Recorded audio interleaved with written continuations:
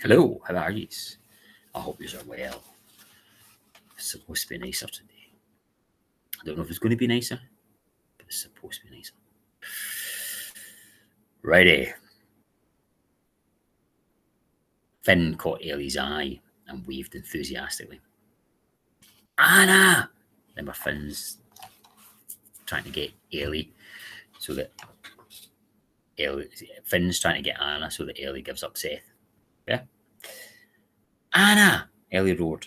She pulled a flash bang from her pocket and launched it as hard as she could in Anna's direction. Only the wind caught it and it swirled in a graceful loop before plummeting towards the sea.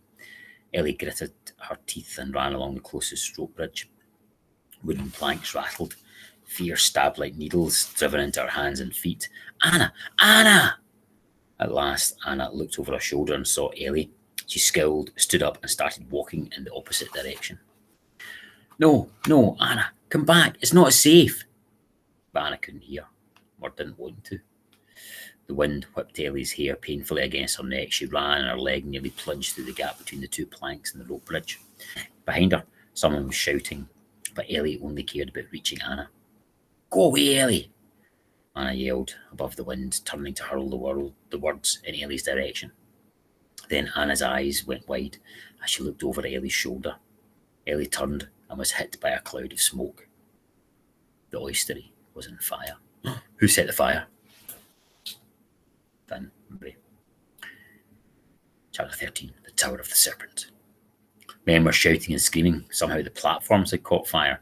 A hut, two staircases, and a long stretch of platform were already ablaze, and the flames were spreading at a terrifying pace as if the wood had been coated with whale oil. Anna! Ellie cried. Ellie! They ran at each other, hugging tightly. Anna had dried tears on her cheeks and smelled of cherries. Ellie looked round the oystery. Already the fire had claimed another platform and was racing down a wooden stilt towards the sea. If they didn't move quickly, there'd be no path back to the city, and they'd have no choice but to jump hundreds of feet into the sea below. Ellie had once read that falling into water from a great height was like falling onto solid rock. She scanned the platforms, trying to figure out a path to safety. This way, she cried, taking Anna's hand. Of all the people in the oystery, they were by far the furthest out to sea. The fishermen were all running back as fast as they could. None had noticed the two girls trapped behind them. Ellie and Anna raced up a flight of stairs. The fire streaked out in all directions, consuming rope bridges and wood and spreading like a fiery spider's web. Below, Ellie could see flames licking the dangling lobster traps. She kicked the levers of every winch they passed, dropping the lobsters back into the sea before they could be burned alive. It's okay, Anna said as they crossed another swinging rope bridge. We'll make it. But then the fire reared up before them, and the bridge lurched beneath their feet. Down to their right, an entire platform collapsed into the sea as its wooden stilts gave way and the rope bridges crumbled to ash. No, no, said Ellie. She searched the faces of the hundreds of people who'd gathered along the waterfront, watching in horror. Where was Finn? Surely he wouldn't let her die. She took a deep breath and was about to speak when she spotted someone she did recognise, standing apart from the crowd. It was Seth. He wasn't looking at them, though, but at the sea far below. Oh, Seth can control the sea. Or we think he can. Let's see.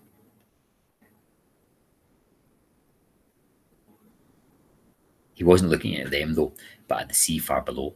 His hands were out at his sides. His eyes were wide and wild. Ellie, said Anna, tugging at her sleeve and pointing downwards. Look. The sea was wild too, seething like a pot of boiling water. Waves crashed in all directions, as if some mighty creature were thrashing around beneath the surface.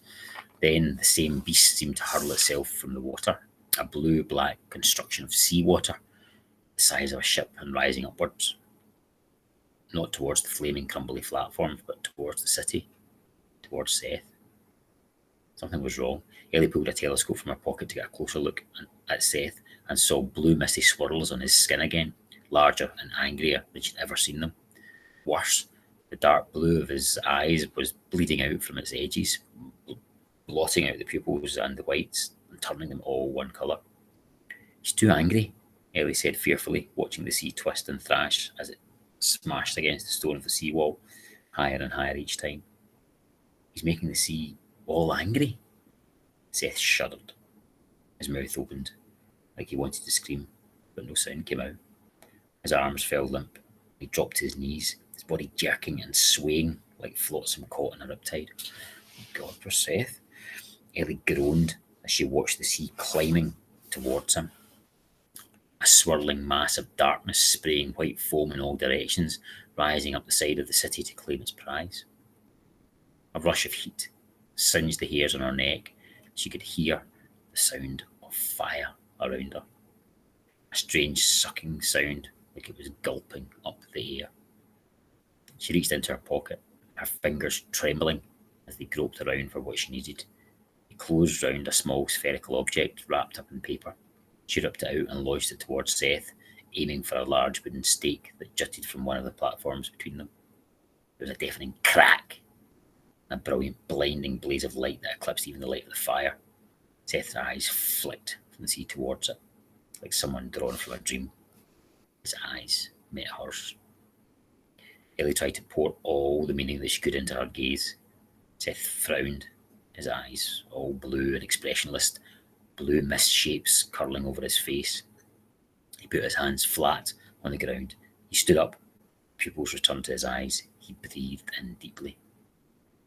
The towering column of seawater spun away from him, back towards the fiery platforms. It surged and grew, and more of the sea rose up to join it until the entire ocean seemed to be rising. Seth lifted his hands above his head. "We need to tie ourselves to something," Ellie cried. They flung themselves flat on the rope bridge, and Ellie pulled a length of rope from her pocket. She threw it round them, then tried to tie a knot. But her fingers were trembling too much, and Anna snatched the rope from her hands and tied it herself. The water hit, swallowing them up and crashing it on Ellie's eardrums. They were pulled roughly in all directions as the rope bridge twisted and turned upside down. Salty froth rushed up Ellie's nose. A mussel shell cut her ear as it spun by. They were turned round again and again until Ellie couldn't remember which direction was up. It's not nice. At last the wave fell back to the sea, leaving steaming puddles on the platform and a mist of swirling vapour. Fire out, maybe, do we think?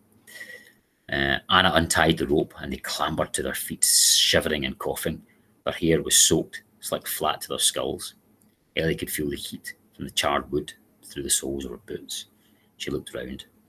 Rotten chunks of wood had been sucked away by the wave. And the whole structure was now a frail walkway of steaming charcoal and wobbly wooden planks. But if they were careful, they'd be able to climb back up to the waterfront. Ellie wanted to laugh. They'd done it. They'd beaten Finn. Then a cry came from the crowd. "Oh no. It was that boy!" the man yelled. "I saw him! He made the sea do that! Look at his skin! Oh, saints of mercy, that's him! That's the vessel!" "No," Ellie cried. She grabbed hold of a blackened stump of wood and used it to vault across a crumbling gap in the platform, racing back to the waterfront with Anna right behind her. "Get the Inquisitors!" someone screamed in terror. The crowd shoved and pushed as they tried to flee. Seth swayed and staggered. He looked like he was going to pass out. Ellie ran towards him, but got stuck among the surging crowd. "Ellie!" Anna cried, grabbing hold of Ellie's coat. "Ellie, wait!" Ellie twisted, shaking Anna off. "Go back to the orphanage. It's not safe here," she said, pushing further into the crowd. A chill travelling up her spine as she saw, between the blur of panicked faces, the distinctive black coat of an Inquisitor. "Out of my way," he roared. Ellie was knocked about by the mass of hysterical people. She felt Anna's hand grab hold of her, then get pulled away. At last she squeezed free of the crowd. The Inquisitor still caught among them. "Idiots! Control yourselves!" he cried, shoving men and women out of his way. Ellie saw Seth stumbling into an alley at the edge of the oystery. She hurtled after him, catching him just as he was about to fall. His hand was ice cold. "The Inquisitors are coming," she whispered. Seth slumped against the alley wall, eyes closed. Come on, Seth, said Ellie desperately. She reached up and yanked some hairs from his head. Seth, ow. Seth winced and his eyes flashed open. Now, she said, grabbing his hand, pulling him along the alley. James Griffins, help my Bob. I thought that was brilliant. So we've had one escape, which I liked a lot.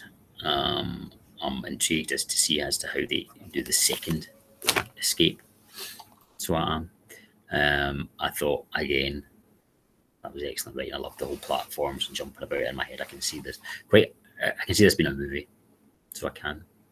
That whole platform, but reminded me my connection as the whole platforms jumping about that we were talking about there reminds me of that scene in Jumanji 2 when the monkeys are chasing them and they're jumping from platform to platform, wooden bridge to wooden bridge. That's what it reminded me of. So that's my enthusiasm, my connection, and my puzzle is what's Finn going to do? He's not going to be happy, is he? And also, is Seth going to escape? Puzzled. And is the connection between Ellie and Seth ultimately what's going to control the sea? Is Ellie going to be able to help Seth control the sea? I'm wondering about that too. There we go. I hope you enjoyed that. I did. See you later. Bye.